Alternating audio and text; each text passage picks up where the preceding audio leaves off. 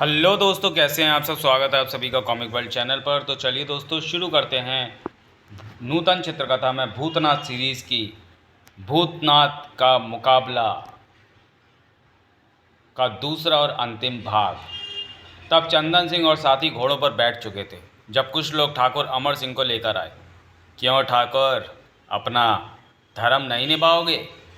कुत्ते के बच्चे, चंदन तू मरेगा, कोड़ पड़ेगा तुझे। आगे बढ़ कुत्ते और अपना धर्म निभा। ठाकुर अमर सिंह ने तेजी से बढ़कर चंदन का पाँव पकड़कर खींचना चाहा, लेकिन एक डाकू का पाँव उसकी गर्दन पर पड़ा। खूब धर्म निभाया ठाकुर, तुम्हारा यही धर्म है, जहाँ मुझे देखो मेरे पाँव छू। और ठाकुर का माथा चंदन के घोड़े की रकाब से जा टकराया। चंदन सिंह ने घोड़ा दौड़ाया तो अमर सिंह लड़खड़ा कर गिरा। डाकू गिरोह चल पड़ा। जैसे ही वह चौपाल के पास से गुजरे, बंसीधर की दुनाली ने 2 फायर किए, थाए थाए। जब तक कुछ समझे तब तक गिरोह के अगले घोड़े उस स्थान पर आ चुके थे जहां भूतनाथ छिपा था। थाए थाए। भूतनाथ की सदी निशानेबाजी के चंगुल से पीछे वाले डाकू फंसे और सम्मेलन से पहले ही वह मेनका की बंदूक की रेंज में थे। थाए थाए। अब तक वह समझ रहे थे कि गांव से ही कोई लोग फायर करे, लेकिन हर तरफ से होते फायरों से चंदन सिंह के भी छक्के छूट गए। भाग चलो गैरा, जबरदस्त लगता है। अर्जुन को तब तक फायर करने का मौका नहीं मिला था। उसने भोला को गुलेल में दूसरा पत्थर फंसते देख लिया। डाकू छितरा कर भागे तो पीछे से अर्जुन ने फायर किए तो उनका साहस टूट गया। सभी ने घोड़े को जबरदस्त एड़ लगाई। थाए थाए थाए। कुछ ही देर बाद सारे गांव में सन्नाटा छाया हुआ था, जिसे कभी कभी घायल डाकुओं की कराह तोड़ देती थी। सभी अपने पिछले छिपने के स्थानों से बाहर निकले और मृतक घायलों को एक जगह इकट्ठा किया गया। ये 4 तो मर गए हैं और ये 3 घायल हैं। इनमें से एक भी नहीं बचेगा। फेफड़े के पास गोली लगी है। जब से चंदन सिंह का गिरोह बना है, ये उसका सबसे बड़ा नुकसान है। वह चुप नहीं बैठेगा। खैर, पहली कोशिश में ही डाकुओं को जितना नुकसान हुआ है बहुत है। डाकुओं को चला गया जानकर गांव के लोग भी उनके पास आए इकट्ठे हुए। और तुम हरामजादों, ये बताने आए हो कि मेरे भाई को एक लड़की और नकाबपोश ने पीटा है? शर्म ना आई यहाँ आते? अब की पैठ से तुम्हें चूड़ियाँ खरीद दूंगा। कुत्तों, जाओ डूब मरो। दारा। जी सरकार। आज रात ही गुलजार होटल पर धावा होगा। मगर सरदार, वह तो चले गए। चरणदास इंस्पेक्टर ने निकाल दिया उन्हें कस्बे से। रात के टाइम कहाँ जाएंगे वह? उनका ज़रूर कोई साथी इस इलाके का है। कौन है वह? बोलो कौन है? बंसीधर रामपुर वाला। बंसीधर रामपुर वाला? हा, बहुत खूब, मज़ा आ गया। सभी सुन लो, धावा सुबह रामपुर पर होगा। ठाकुर अमर सिंह को भी दर्शन देने हैं।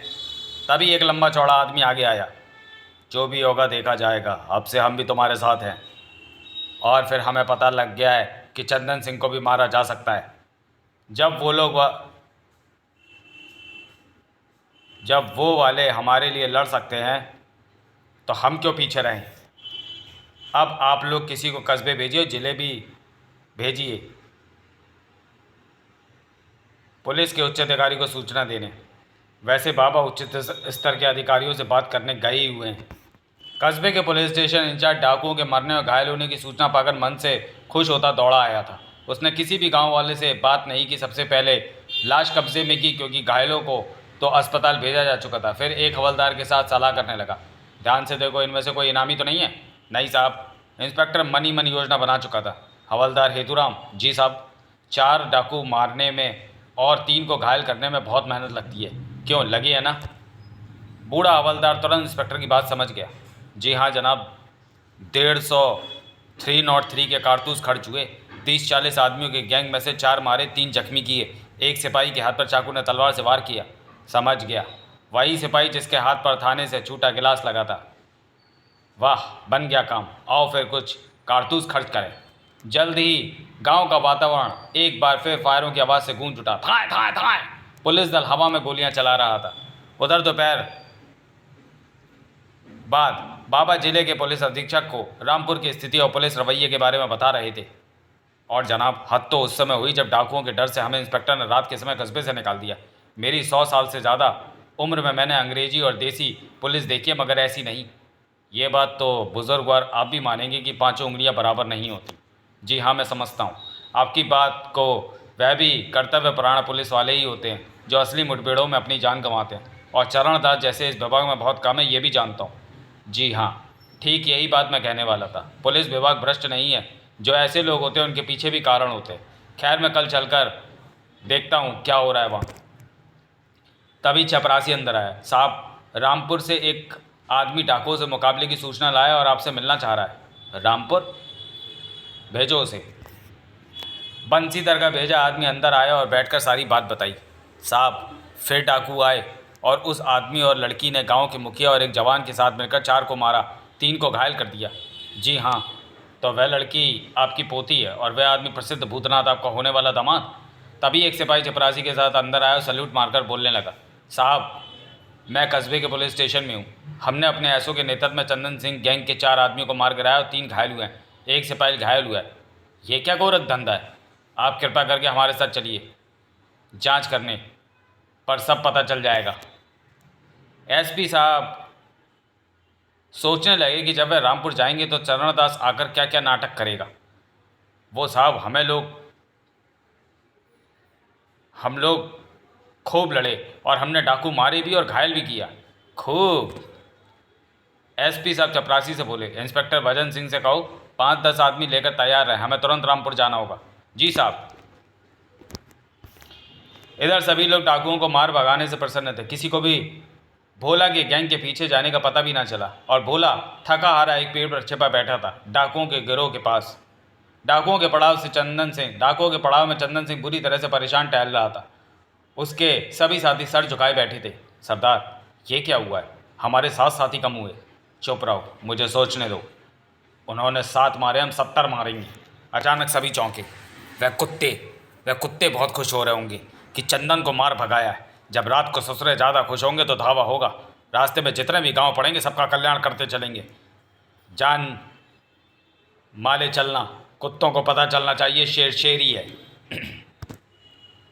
इधर एसपी साहब जब रामपुर गांव में पहुंचे तो इंस्पेक्टर चरणदास उन्हें अपनी बनाई योजना के अनुसार स्थिति समझा रहा था। साहब, इधर से डाकू आए थे। हम लोग यहाँ चौपाल में मोर्चा लगाए थे। बुरी मार मारी हमने। चौधरी साहब, आपका क्या कहना है इस बारे में? ये तो मुझे पता नहीं हुजूर, इतना जानता हूँ कि ये पुलिस वाले डाकुओं के जाने के बहुत देर बाद आए थे। इस बात की तस्दीक लिख कर गाँव के आदमियों से तस्दीक करवा कर मुझे दे सकोगे? चरणदास का चेहरा फक हो गया। तभी मेनका आगे आई। गांव वाले लिख कर भी देंगे अंकल, पर आपको सबूत ही चाहिए तो ये लीजिए। मेरे मूवी कैमरे ने सारा मुकाबला अपनी आंखों से देखा है। इस फिल्म में पुलिस आपको दूर तक दिखाई नहीं देगी। शहर से ये फिल्म डेवलप करवानी होगी। आप फिक्र मत कीजिए, ये सब मैं करवा ही लूँगा। एसपी साहब फ़ौरन चरणदास की ओर घूमे। इंस्पेक्टर चरणदास, तुम फ़ौरन जाकर अपना चार्ज मिस्टर भजन सिंह को दो और तुम्हारे उन साथियों पर विभागीय जाँच की जाएगी जिन्होंने फर्जी मुठभेड़ दिखाई है। Yes sir. बाबा, भूतनाथ कहाँ है? कुछ देर बाद ही भूतनाथ एसपी के सामने खड़ा था। तो आप भूतनाथ हैं? जी हाँ। आपका नाम पढ़ा सुना तो बहुत था, आज देख भी लिया। मैंने कस्बे के थाने में इंस्पेक्टर भजन सिंह को नियुक्त किया है। कर्तव्यपरायण ऑफिसर है, आप उसे सलाह दे सकते हैं। उचित हुई तो मान लेगा। जी धन्यवाद। मेरे विचार से कस्बे के ठाकुर शमशेर सिंह की हवेली तलाशी लेनी चाहिए। वहाँ ज़रूर लूट का माल और अवैध हथियार मिलेंगे। उधर गिरोह के पड़ाव पर पहुंचने से पहरा खड़ा कर दिया गया था, जिसकी वजह से पेड़ पर से उतरने की हिम्मत भोला नहीं जुटा पा रहा था। शाम हो गई, भूख भी लगी है, पर उतरा तो डाकू मार देंगे, क्या करूं? शमशेर का एक आदमी चंदन का भूतनाथ का हुलिया और नाम बता गया था। ठाकुर साहब, हमें संदेह है कि आपकी हवेली में चंदन सिंह ने गोदाम बना रखा है। तलाशी होगी। यहाँ की नया थाना इंचार्ज भजन सिंह मैं हूँ। चरणदास तो लाइन हाजिर हो गया है। चंदन को ये पता चला तो तुम्हारी खाट खड़ी कर देगा। देखेंगे, तू हट रास्ते से। शाम को 7 और 8 बजे के बीच नए इंस्पेक्टर भजन सिंह ने शमशेर सिंह की हवेली पर छापा मारा। 1 घंटे की तलाशी के बाद हवेली से लूट का बहुत सा सामान और भारी मात्रा में गोला बारूद मिला तो ठाकुर शमशेर सिंह को गिरफ्तार कर लिया गया। उसके कई नौकर भी हवेली से पकड़े गए। तेरी मौत आए ना आए, तुम तो गए 10 साल के लिए। ले चलो। तुम्हारी मौत आ गई है इंस्पेक्टर। इसको हथकड़ी लगाओ और जीप में खड़ा करके इसे बाजार के बीच में से थाने ले चलो। इंस्पेक्टर भजन सिंह ने वास्तव में यही किया। कस्बे में जो शमशेर का भय छाया था वह हथकड़ी लगे शमशेर के जुलूस को देखकर कुछ कम हुआ। सूचना चंदन के पास भी पहुंची। उस चरण दास में एकदम इतना साहस कहाँ से आ गया रे? उसने मेरे भाई को पकड़ा। सरकार वह बदल गया है, नया दरोगा आया है और सरकार पता चला कि रामपुर में लड़ने वाला भूतनाथ है, कोई शहर से आया। दरोगा को भी देखूंगा और भूतनाथ को भी देखूंगा। खुला इनाम है रे, जो भी भूतनाथ को मारेगा पूरा ₹1,00,000 मिलेगा। रामपुर चलना है। भोर होने से पहले चंदन सिंह के गिरोह ने पड़ाव छोड़ा और रामपुर की ओर चल पड़ा। रात भर के सिकड़े पेड़ पर बैठे भोला की नींद घोड़ों की टापों की आवाज़ से खुली थी और उसने रामपुर का नाम सुन लिया था। यह जालिम सिंह हमारे गांव जा रहा है, मुझे दौड़कर उन्हें बताना चाहिए। डाकुओं ने रास्ते में पड़ने वाले पहले गांव को लूटा और झोपड़ी में आग लगा दी। थाय, भागो, बचाओ, हाय आ। रामपुर के वासियों की भी यही हालत होगी सवेरे, और कोई नहीं बचेगा। मुझे भूतनाथ दे ₹2,00,000 भी दूंगा और तुम्हें मारूंगा भी नहीं।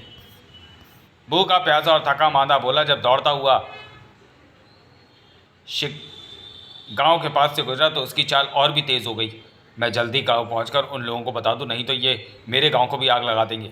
डाकू दल खामोशी से गांव के बाहर आ खड़ा हो गया। सिर्फ 2 आदमी जाल उठाए गांव की ओर चल पड़े। कुछ ही देर बाद गांव से एक फायर की आवाज़ आई और गिरोह गोलियां दागता हुआ गांव की ओर दौड़ पड़ा था। मेनका और बाबा भूतनाथ के कस्बे में जाने के बाद बंसीधर के घर ही सो गए थे। जो ही फायर की आवाज़ सुनकर वो बंदूक लिए बाहर आए। ओह अरे ये क्या! उनके जाल में फंसते ही छिपे हुए डाकू ने जैसे ही जाल में से उनकी बंदूकें छीन कर जाल में से निकाली, वैसे ही हड़बड़ाहट में अंदर से निकला बंसीधर भी आ फंसा जाल में। उधर भजन सिंह के तैनात किए गए सिपाहियों ने गांव के चारों घरों से फायरिंग शुरू कर दी। थाए थाए थाए थाए। चंदन सिंह जाल के पास आकर रुका। ये फलजड़ी कौन है रे? और पहनावा? सरदार यही थी भूतनाथ के साथ, और ये बाबा भी उसका साथी है। तभी चंदन का ध्यान फायरों की ओर गया। इन्हें उठाओ और ले चलो, शायद पुलिस का घेरा है। गांव वालों को बता देना अपने भूतनाथ को हम उसके साथ ही ले जा रहे हैं, कल फिर आएंगे उसे लेने। तुरंत ही घोड़े दौड़ा दिए गए। उन तीनों को लाद दिया गया था। ठाकुर अमर सिंह के घर के सामने आकर चंदन रुका। उठो तो, उठा लो जाल को, कमीना घर से ही नहीं निकला, भागो। लेकिन गांव में तैनात पुलिस दल आ चुका था। घुड़सवार दल तो भागा मगर बग्गू और हरिया पैदल थे। थाए थाए थाए, मारा आए। इंस्पेक्टर रघु और हरिया के पास आया। सिपाही कुछ पीछे थे। 2 आदमी इन्हें उठाकर चौधरी के घर ले जाओ, 2 मेरे साथ आओ। लेकिन डाकू घोड़ों पर थे, भाग गए। एसपी और सिपाही वापस आ गए। वह तो मारे गए, इनका क्या हाल है? एक तो बेहोश हो चुका है, दूसरा कुछ होश में। एक लड़की वह जो मेनका है, उसे उसके बाबा और गांव के चौधरी को पकड़ कर ले गए हैं, ऐसा वह बता रहा है। तुम में से कोई जाकर कस्बे से भूतनाथ साहब और ऐसो को बुला लाओ। तब दिन पूरी तरह निकल आया था जब हाफ्ता गिरता भोला बंसीधर के घर आकर पहुंचा। साहब गांव में डाकू आने वाले हैं, मैं बड़ी मुश्किल से आया हूं। तुम कौन हो बेटे? इतने घबराए क्यों? उस समय डॉक्टर हरिया और रघु को प्राथमिक उपचार करके उन्हें इंजेक्शन देकर सुलाया आया था। भोला बहुत थका मादा जुनून में यहाँ तक तो आ गया था, मगर अब उसमें खड़े होने की शक्ति नहीं थी। तब पुलिस वाले भोला को सुश्री करके उसे होश में लाने की कोशिश कर रहे थे जब एसओ भजन सिंह और भूतनाथ ने पुलिस जीप पर गांव की सीमा में प्रवेश किया। वह चंदन सिंह गिरोह की ही बात कर रहा था। इंस्पेक्टर, ये हमारे लिए आखिरी मौका है। मुझे तो उनके अड्डे से मेनका और दोनों बुजुर्गों को छुड़ाने जाना ही पड़ेगा। आप फिक्र मत कीजिए, हम आपके साथ हैं। दिक्कत यह है कि आज तक चंदन के ठिकाने का ही पता नहीं चला, वरना हम उसे खड़का देते। वह बंसीधर के घर में आए। क्या हुआ था?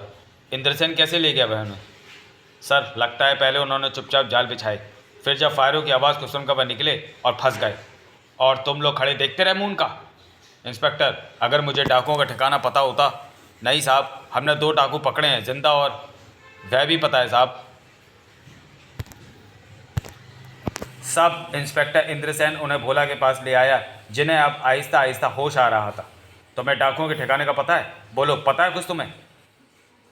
डाकुओं का अड्डा ही मुझे मालूम है, मैं वहीं छिपा रहा हूँ, मगर मैं मजबूर हूँ, मैं एक कदम भी चल नहीं सकता। फिक्र मत करो, तुम्हें चलना नहीं पड़ेगा। तुम खाना खाओ, फिर तुम्हें हम जीप या घोड़े से ले चलेंगे। 1 घंटे बाद भोला ने आराम करके खाना खाकर सब बता दिया। तो आज भी उस गैंग में बहुत आदमी है, मैं जिले जाकर और फोर्स लाता हूँ। बहुत हो गया, अब ये गैंग समाप्त होना ही चाहिए। जी हाँ, ऐसा ही कीजिए। इधर ठाकुर अमर सिंह के दिमाग में बवंडर उठ रहा था। धिक्कार है अमर, तेरे ठाकुर होने पर चंदन ने तेरे कुनबे को ख़त्म कर दिया। जरा सी ज़मीन के झगड़े में कुनबे की बलि चढ़ा दी, और अब अकेला आदमी यह सोचकर घर में दुबका बैठा है कि कहीं मर ना जाऊं। मर तो तू चुका है अमर, तेरे जैसे आदमी जिंदा नहीं कहलाते। जा ठाकुर होकर चौपाल में अपने छोटे से पाँव चूम, तू अब भी चलती फिरती लाश ही है, और लाश कभी नहीं मरती। जा और कोशिश कर कि तेरे माथे पर जो कार का कलंक वह धुल जाए। जा और साबित करके दिखा कि तू भी किसी ठाकुर का खून है। जा अमर, जा, उठकर चला जा। अचानक अमर सिंह के मुंह से एक चीख निकली, नहीं, मैं ठाकुर हूँ, ठाकुर अमर सिंह। इंस्पेक्टर भजन सिंह जिले से पुलिस फोर्स लेने जा चुका था। अब वहाँ तैनात पुलिस कर्मचारी वहाँ मौजूद थे। मुझे भूतनाथ से मिलना है अभी। आइए ठाकुर साहब जी। ठाकुर बंसीधर के घर आया। ठाकुर अमर सिंह भूतनाथ का घर से बाहर ले आया। तुम अगर चंदन के अड्डे पर जाना ही चाहते हो तो मैं ले जा सकता हूँ, मगर मुझे हथियार दो। तो आप जानते हो उसका ठिकाना? हाँ जानता हूँ, उसका असली अड्डा जंगल की तो नकली है। खैर छोड़ो, मैं ले चलता हूँ। क्या डायलॉग लिखे हुए हैं पागलों जैसे। भूतनाथ को जैसे मुंह मांगी मुराद मिल गई। कुछ देर बाद ही वह सशस्त्र घोड़ों पर जा रहे थे। एक और आदमी भी छपकर पीछे आ रहा था। पहलवान, सुना तुमने? ठाकुर अमर सिंह और भूतनाथ चंदन सिंह के अड्डे पर गए। क्या कह रहे हैं आप? उसने हमारे लिए इतना किया है, हमें भी उसकी मदद करनी चाहिए। गांव के पहलवानों को भी खबर लगी। गांव के एक आदमी को डाकुओं का इन्फॉर्मर कहा जाता था। पहलवान ने उसे ठोक पीट कर चंदन के अड्डे पर जाने को राज़ी कर लिया था। उधर गांव में जिसे किसी को जो भी हथियार मिला लेकर चल पड़ा। इधर मेनका और बाबा को चंदन के अड्डे पर आतंकित करने की कोशिश हो रही थी। बेकार गोलियां नष्ट कर रहे हो बेटा, तेरे इन कामों से हम डरने वाले नहीं। थाए, डरेगा तो तुम्हारा बाप भी, वह नकाबपोश भी। आ जाए, तीनों का काम इकट्ठा ही तमाम करूंगा। अमर सिंह को वास्तव में एक गुप्त रास्ता पता था। पहाड़ी टीले छोड़कर दोनों पैदल ही बढ़े। ठीक इसी समय इंस्पेक्टर खुद भारी फोर्स के साथ बंसीधर के घर आया। मिस्टर भूतनाथ कहाँ हैं? पुलिस फोर्स आ गई है। जी, वो तो ठाकुर अमर सिंह के साथ घोड़ों पर डाकुओं के अड्डे की तरफ गए हैं, और उनके पीछे पहलवान भी कई साथियों के साथ गया है। स्थिति की जानकारी प्राप्त कर भजन सिंह हड़बड़ा गए। उन्होंने तुरंत पुलिस फोर्स की गाड़ियों का रुख चंदन के अड्डे की ओर मोड़ दिया। उधर चंदन सिंह के अड्डे पर एक डाकू का निशाना चूका। थाए थाए, हरामजादा, निशाना भी सही नहीं लगा था। हम तमाशा कर रहे हैं, अभी मारना नहीं इसका। चंदन सिंह ने चार नज़रों से चारों तरफ देखा तो उसे एक ही बंदूक की नली नजर आई। उसने फुर्ती से फायर करना चाहा, मगर इसी समय भूतनाथ के साथ ठाकुर अमर सिंह एक चट्टान पर प्रकट हुआ। थाए! चंदन सिंह अपने कुत्तों से कहो फायर बंद करके बंदूक फेंक दें, तुम चारों ओर से गिर चुके हो। थाए! अमर सिंह की बंदूक पहले ही गड़ चुकी थी। डाकू जो पहले ही हक्का बक्का हो चुके थे, चंदन की बाह में गोली लगती देखकर उनके हौसले पस्त हो गए और उन्होंने हथियार डाल दिए। डाकुओं के निहत्था होते ही भूतनाथ नीचे उतर आया और उन तीनों ने पोजीशन ले ली। ऊपर से फायरिंग करने लगे। चंदन सब समझ गया, घेरा नहीं है, ये 2-3 आदमी है, नहीं तो ये भागते नहीं। पोजीशन लो, लड़ो। चंदन ने भी ठीक हाथ में रिवॉल्वर पकड़ा और फायरिंग शुरू की।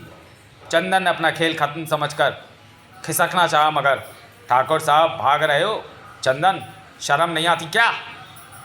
तो चींटी के भी पर निकल आए, तू भी मरने के लिए आ गया है कुत्ते। दोनों ठाकुर भूखे भेड़ियों की तरह आमने सामने खड़े थे। चंदन सिंह ने रिवॉल्वर सीधा करना चाहा, मगर अमर सिंह के लिए यह अंतिम अवसर था। थाए! इधर डाकू ऊपर से होती फायरिंग के विरोध में कुछ नहीं कर पाए। वह नीचे जंगल में आए, लेकिन मारो! सामने से गांव के लोग शोर मचाते हथियार लहराते आ रहे थे। इधर भूतनाथ, मेनका और अर्जुन बंदूक लिए बैठे थे। जो भी डाकू उन्हें नजर आता वे उसे मार गिरा रहे थे। थाए थाए! उधर ठाकुर अमर सिंह चंदन से अपने अपमान का बदला ले रहा था। तड़ाक! ओए! तभी भोला की रहनुमाई में वहां पुलिस दल भी आ गया। रुक जाओ ठाकुर, हत्यारे मत बनो। ठाकुर के हाथ एकदम रुक गए। कई जगह से हड्डियां टूटने से चंदन जीवन भर के लिए अपाहिज हो चुका था। शेष सारा दिन पुलिस डाकुओं को ढूंढ ढूंढ कर पकड़ती रही। सांझ को वह लोग अपना काम पूरा करके चले। अब वह इलाका डाकुओं के भय से मुक्त हो चुका था। रामपुर गांव में डाकुओं का आतंक समाप्त होने पर खुशी मनाई जा रही थी। भूतनाथ, मेनका और बाबा उस कस्बे में कई दिन रहे। अब वहाँ वास्तविक शांति थी, भय की खामोशी नहीं।